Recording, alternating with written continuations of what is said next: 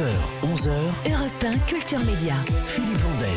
Et dans Culture Média, Philippe, on accueille Jean-Christophe Granger. Bonjour Jean-Christophe Granger. Bonjour. Vous êtes romancier, l'un des maîtres du thriller à la française. Vous êtes l'auteur des Rivières pourpres, qui est devenu un film en 2000, 3,2 millions d'entrées. Il y a eu un second volet en 2004, 2 millions d'entrées. C'est également devenu une série sur France 2, série qui a cartonné la saison dernière. C'est pour ça qu'elle revient pour une deuxième saison, 2 épisodes par soirée pendant 4 lundis. Ça commence ce soir. Il y a des personnages récurrents, notamment le commandant Niemans, joué par Olivier Marchal. Or, vous avez toujours dit, les personnages récurrents, je déteste. Oui, alors c'est vrai que je l'ai dit. D'abord, je l'ai dit pour mes romans plutôt, et puis là, le hasard de mon inspiration m'a fait créer des histoires. Alors là, c'était plutôt pour la première saison, où finalement tout se remettait en place, comme pour les Rivières pourpres, avec un flic mûr qui allait enquêter là où les gendarmes étaient dépassés. Et je me suis rendu compte que j'avais 4 histoires et que finalement, dans la réalité, on aurait appelé le commandant Niemans. Ouais. Alors moi-même, je l'ai appelé.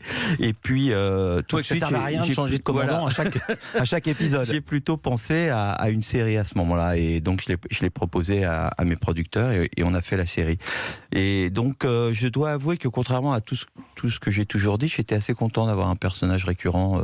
C'est comme un vieil ami que vous retrouvez. C'est assez sympa. Voilà, ça me rappelle les vieux 68ards qui disaient ne fais jamais confiance à un type de plus de 30 ans et maintenant ils ont 70 ans. Ah c'est comme et ça, il faut savoir changer d'avis. Ils ne veulent pas quitter le boulot. 4 soirées inédites. Alors je vais expliquer, c'est 2 épisodes par soirée pendant 4 lundis. Donc il y en a ce soir et encore pendant 4 lundis.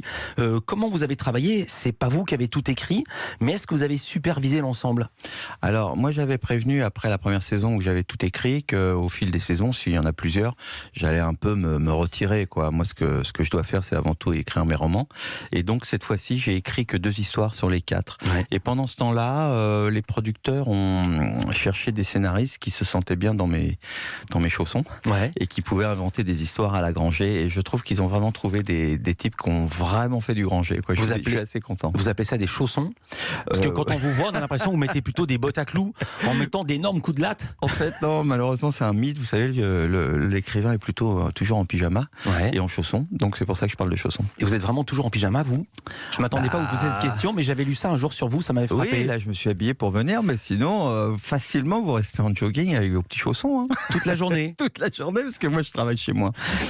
Alors, on va parler de l'épisode sur lequel je me suis focalisé. Il s'appelle Furta Sacra. Ça va passer ce soir ou lundi prochain, je ne sais pas encore. Vous-même, vous ne savez pas. C'est ça qui est incroyable. Alors, c'est lundi 13 janvier. Voilà. Ça, j'ai l'info sous les yeux. Ce soir, c'est Les Innocentes, écrit par Olivier Prieur. D'accord, mais moi, je me suis focalisé sur celui-ci, Furta Sacra, car c'est vous qui l'avez écrit. J'avoue que c'est pas facile à suivre, et tant mieux. C'est un compliment.